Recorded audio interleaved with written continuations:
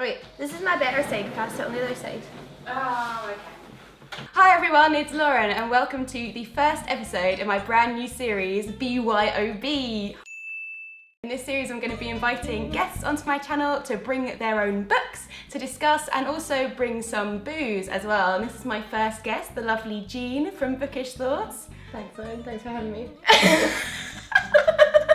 I'm actually bringing the alcohol though. You didn't bring any alcohol, but that's okay. You brought something else, didn't you? What are we drinking today? Iron Brew! Should I explain what this is? I think you should, for all the people who are not Scottish. This is a fizzy juice that we have in Scotland. Fizzy juice? And I'll start by clarifying that in Scotland we call soda, pop, fizzy drinks, fizzy juice. Because we call basically any liquid that isn't water juice. So this is a fizzy juice that we have in Scotland. It is, I mean, I'm going to turn this into an advert. It's the #1 best-selling fizzy drink in Scotland. We are the only country in which Coca-Cola is sold. Coca-Cola is not the #1 best-selling fizzy drink because it is this. What does it taste like?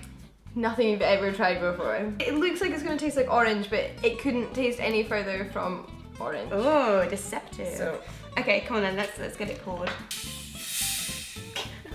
smell that chemical scent. Thank you. It smells like sherbet. Cheers. It's nice. It just tastes like sugar. It tastes like icing sugar.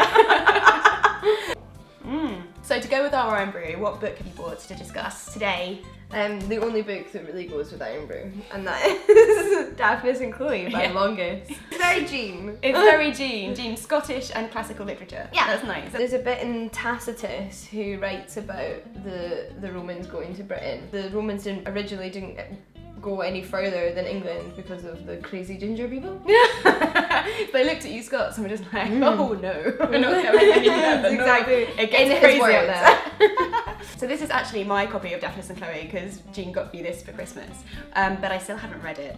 So I would kind of appreciate like a kind of discussion. I'll sell it to you. Yeah, sell it to me. Okay. Why should I read it other than the fact you bought it for me and that was very nice? This book was written around the 2nd century AD. Okay. During the Roman Empire, but it's a piece of Greek literature, so it was originally written in ancient Greek, and it is a piece of prose fiction. So it's an ancient Greek novel, and we only have 5 ancient Greek novels which have survived. It's generally considered to be quite like a popular genre of literature that like a wider variety of people would have read. And they're all romances, and they all can feature certain tropes in each story, so things like abduction by pirates, very classic trope. Abduction by pirates.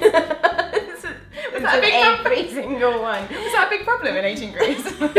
And the two lovers being separated, kind of, but so this one basically is the most subversive of the 5 that have survived. Okay. And the thing about all the other 5 is that the two young people who are in love but can't be together yet spend most of the time abroad, away from home, travelling by sea, getting separated from one another. Whereas in this story, the entire story is set on this island and they don't go anywhere. Okay. But things like the pirates come to them and accidentally crash on their island. So they're just really lazy, basically. They're just like, bring the tropes to us. We just take it. But like, he's doing it intentionally. Okay. So sort of like taking all these obvious tropes that everyone knew about and kind of making it set just on a little island and these random things keep happening. Okay, cool. So it's quite funny in that way. And it's basically about Daphnis and Chloe, who are 2 young people. Quite refreshing actually to see like the woman in a dress and the man naked. Like it's kind of it's ancient Greece. If you think about it, all the statues are closed of women. Men are just like, hey, hello. Look at my tiny penis. I'm so civilized. That's why in all the Greek statues men have like small flaccid penises because it's more civilized. Well, big I would penises agree. are barbaric. And one is a shepherdess and the other one's a goat herd, and they fall in love, or at least they have these feelings turn up inside them and they don't know what they are. And actually Chloe's the one who feels the things first, and they're quite explicitly sexual attraction. And I think she sees Daphnis bathing naked and she's like, what's this feeling? But they're so young, nobody's taught them what any of this means, so they don't know how to deal with the way they're feeling, and they know that they have to release that feeling but don't know how to. And it is generally, the whole story is them trying to figure out how to consummate their love. And there's this bit exactly there's this bit where Daphnis is just looking at his goats going, how come they know what to do and I don't? Do they ever work out how to do it? Do they have to copy the goats? They don't actually manage to copy the goats, but that's, they're kind of looking at nature around them, trying to figure out how it works. What is this? Do they not have anyone to like guide? Do they not have parents? Well, you're not Are they supposed to fun have sex? extramarital sex, are you? There's other things happen. There's like another goat herder shepherd who fancies Chloe, called Dorcon, who tries to have sex with her. Tries to rape her actually, but that doesn't succeed. That's another trope of the stories actually.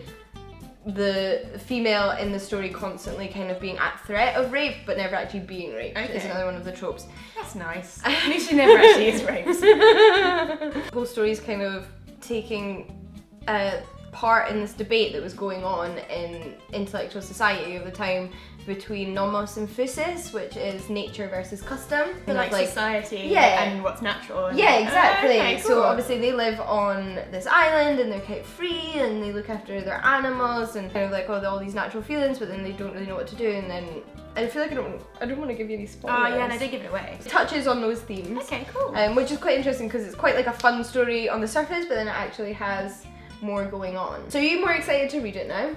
I am actually. I think you talked about it before. It did sound really funny. Yeah. Like I think you were saying this was one of the ones that like it's got loads of dirty humour in it Yeah, and stuff. it's really actually accessible. Yeah, I think that's the important thing. Like I always find whenever you read something from this time or from a long time ago or whatever, like it just surprises you how not how normal people are, but like obviously people are the same. Like, people haven't changed. Yeah. Like, it's not like these are cave, like cave people are like a different species.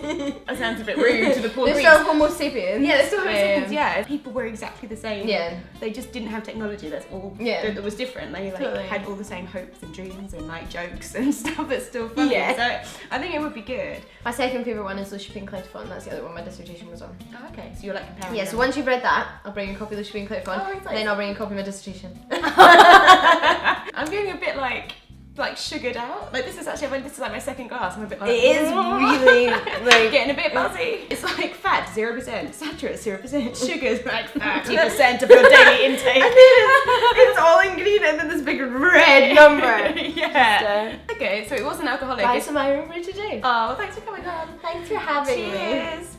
Woo. I think we're gonna finish our own brew just because, you know, Jean's addicted to it. So it might be like a gibbering wreck on the floor by the end of this. So we will see you later. Bye. I'm gonna have a chance to reread them again, and I have a perfect excuse because I have these beautiful, beautiful hardback copies which I've been slowly collecting.